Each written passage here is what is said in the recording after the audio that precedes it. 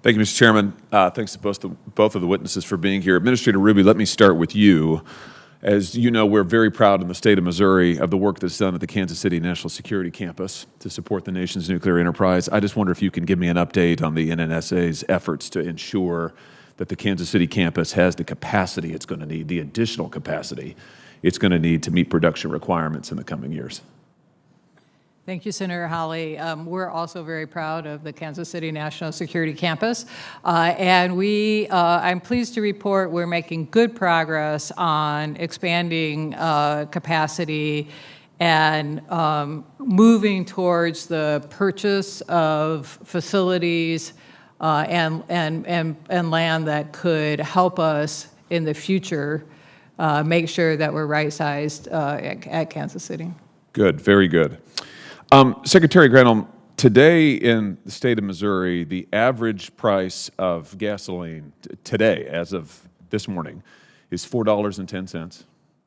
Average price of diesel is $5.18. And I'm sure you've seen the reporting this morning that now AAA is projecting that gas prices will hit a national average of $6 a gallon by the month of August. Is this acceptable to you? No, it is not. And you can thank the activity of Vladimir Putin for invading Ukraine and pulling essentially those barrels. With all due respect, Madam Secretary, that's utter nonsense. In January of 2021, the average gas price in my state was $2.07. 8 months later, long before Vladimir Putin invaded Ukraine, that price was up over 30%, and it has been going up consistently since.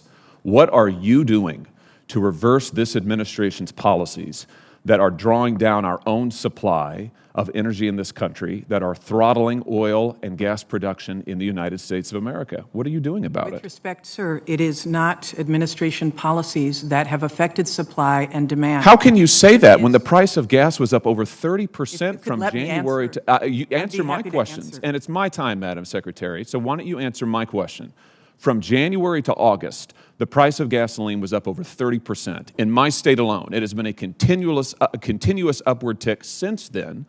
And here's what your president did when he first came to office. He immediately re-entered the Paris Climate Accord. He canceled the Keystone Pipeline. He halted leasing programs in ANWR. He issued a 60-day halt on all new oil and gas leases and drilling permits on federal lands and waters. That's nationwide. That accounts, by the way, for 25% of U.S. oil production. He directed federal agencies to eliminate all supports for fossil fuels. He imposed new regulations on oil and gas and methane emissions. Those were all just in the first few days. Are you telling me that's had no effect on our energy supply? 94% of the oil and gas executives that were surveyed by the Dallas Fed said that administration policies had nothing to do with the increase in the price of oil. I'm not interested in opinions of these people. I'm interested in the facts. Are you telling me that these policies had no effect? Is that your testimony that these policies had no effect?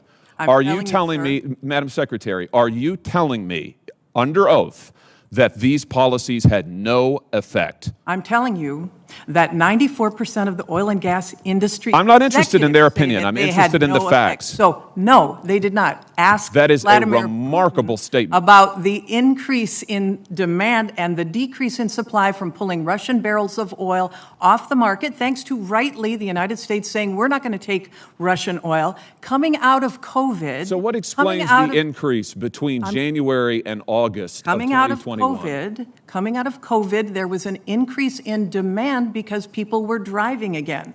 When there was no demand, the prices dropped. That is a basic law of economics. The prices dropped. I have to say, Madam Secretary, with all due respect, your answers are insulting, and they are insulting to the people of Missouri who are looking for action. Now, you said 2 months ago your department was on war footing. What are you doing to bring down the price of gasoline, which has been going up consistently since you took office? The price of gasoline is derived from the price of oil. The price of oil is at $110 a barrel. What are you doing to decrease it? On a global market, sir. If you could let me finish. If you would answer my question. I am answering your question, sir. Oil is traded on a global market. We are paying extremely high prices today. just as they are in Japan. What are you doing to get it Just as down? they are in Germany, just as they are in South Africa. What are you doing to get it because down? We are calling for an increase in supply. We are releasing 1 million From barrels whom? a day from the Strategic Petroleum Reserve to try to balance out Who are you getting it calling for an increase in supply from? It is the largest tool that we have to be able Who are to you do that. calling Our for an allies increase in are supply also from? Excuse Madam me. Secretary, please. Senator Hawley, your time's expired. Could I get an answer to this question, Mr. Chairman? Who Senator- are you calling for an increase in supply from? from our domestic oil and gas manufacturers, from international oil and Even gas as you manufacturers. cancel their leases? Senator Hawley, if you want to answer, you have to allow the Secretary to answer. I've said we have called repeatedly for increases in supply from domestic oil and gas manufacturers, from international oil and gas manufacturers. We want to increase supply, and that is why the President released an unprecedented amount from the Strategic Petroleum Reserve, and our international allies also released from their reserves to try to balance out supply and demand while the oil and gas companies increase supply. And the the Energy Information Administration has projected that they will have increased in the United States about 1 million barrels a day by the end of this year.